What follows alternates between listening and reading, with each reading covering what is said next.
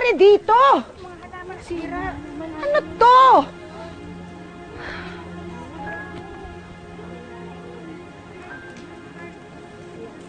Hoy, hoy, hoy! Hoy, kayong tatlo! Sinong sumira ng mga pananim namin?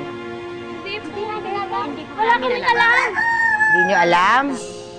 Di nyo alam, ha?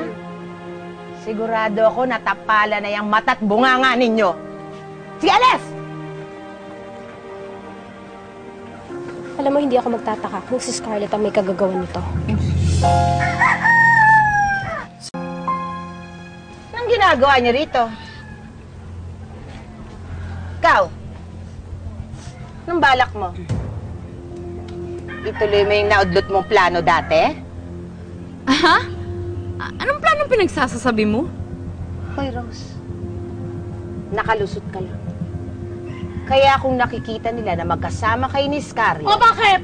Eh, hindi ba may Isabel ka? O hindi may Scarlett kami?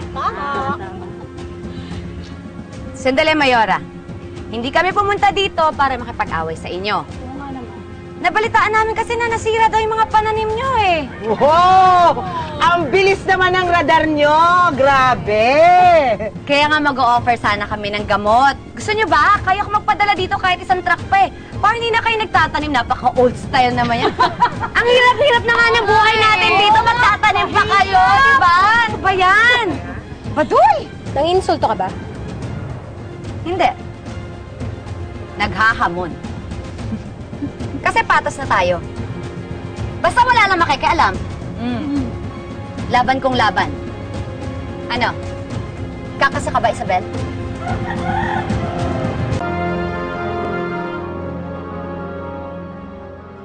Oh, sige.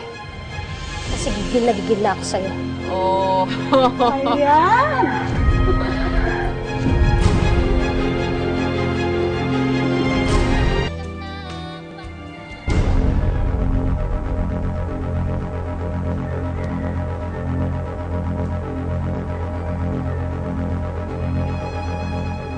Tama na yan! Pwede ba, Fatima? Laban nila to! Hayaan mo nga sila! Makasigaw to, kala mo. Nag-away ba kayo? Sir, hindi po. Ano lang, may konting debate lang tungkol kaya President Digong, di ba? Konting ano lang po. Usap lang. Eh, ano nangyari sa mga halaman? Sino may gawa nito? Yun na nga, sir eh. Parang ako yung pinagbibintangan ni Isabel kami. Oo nga! Totoo yun! Ba naman yan? Yes, sir. Tingnan mo naman, itsura kong to. Magagawa ko bang sirain yung mga pananim? Ewan ko sa inyo. Mabuti pa siguro, magtulungan kayo. At ayusin mga nasirang halaman. Eh, ayaw namin silang gumawa niyan eh. Sila umayos niyan. Narinig mo yung sinabi ni Sir David?